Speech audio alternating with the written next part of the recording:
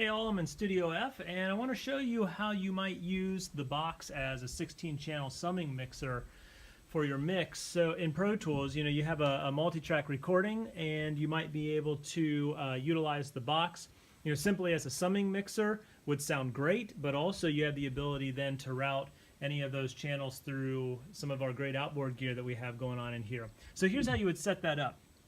Inside of Pro Tools is going to require some routing where you create stem masters for each of your various sections of your session. So I have all of my drums here on my darker green tracks, and those are all sent then through a drum bus master into this aux track here. The aux track's output then is set to one of the inputs for the box. So we have box 1, 2, 3, 4, 5, 6, so on and so forth, all the way down through 15 and 16. So I have this first drum track just set to the box out 1 and 2. Then if you go down through the rest of my session, I've got keys sent to, bass sent to 3 and 4, keys sent to 5 and 6, guitars, vocals, background vocals, horns, and then even effects sent out to the box on 15 and 16. So then the tracking here on the box are going to be drums, bass, keys, vocals, background vocals, something like that. You get the idea. So all of my tracking then is coming out here on the box. All of that audio then goes through the program output, and then you have the ability to monitor the output of the box right here on the SPL. So you'll see the labeling here. It says box CR output stereo C.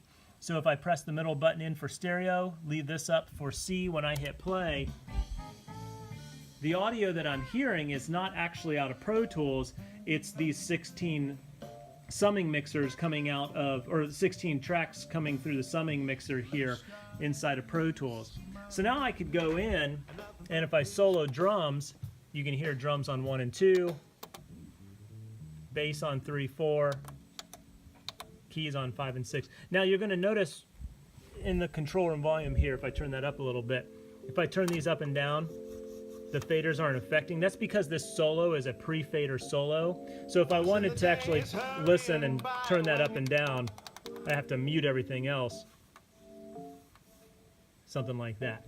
But regardless, now what you could do is, with all of this stuff unmuted, you could mix all of those individual channels right here at the summing mixer. But what's even cooler though is the ability that you have to actually insert EQs and compression and all that fun kind of stuff into these channels. One other thing that I forgot to mention is that on the individual channels here of the box, you have to make sure that you have the program button pressed in on every single track, so that way it comes through the stereo master. You also have to make sure that you pan. So I have channel 1 panned left, channel 2 right, 3, 4, 5, 6, 7, all the way through 15 panned hard left and right. So these are actually like stereo sends from Pro Tools coming in then to the program. So if we wanted to insert EQ or compression on any one of those, all we have to do is hit the insert buttons on channel 1 and 2 here. This would be for my drums. Then over in the patch bay, you have the box sends 1 through 16 and returns 1 through 16. So if I want to do a stereo compression overall on my drums with, let's say, the distressors, I would come out of the sends. I would then go into the input of the distressors, output of the distressors, back to the returns, and then I would have my drum tracks actually running through the distressors over here. So you could run, a variety of different outboard gear through your session using the box. Now, when we actually are done with all of this analog gear, we actually have to then print it back inside of Pro Tools. So to do that, what you could do is in Pro Tools create yourself an audio track and have the input of that track be set to program box out, and that is this fader right here. So now if I throw that into input monitoring mode with the track armed, I would switch my SPL back to monitoring Pro Tools where no buttons are in. When I hit play, now what I'm actually hearing is, well, I can't solo it because it mutes everything else, but what I'm actually monitoring is not these individual tracks, but just this. Here you can tell when I mute it, I'm actually monitoring that audio coming through the box. I hit record inside of Pro Tools, and then it tracks all of that audio that's coming through the box inside of Pro Tools.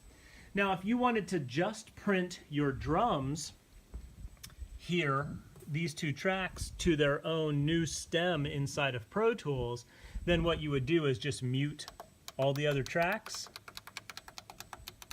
hit play. Now we just have drums recorded to that track right there. You could lay that all down and then go to your bass, create yourself a new audio track and assign its input to program out, and record the bass onto a new track. So you could stem out all that audio, all of that analog audio from the box back into Pro Tools, and then do yet even more processing if you desire. So a lot of really cool flexibility here, and hopefully this will give you some ideas on what you might be able to do in the analog world here in Studio F.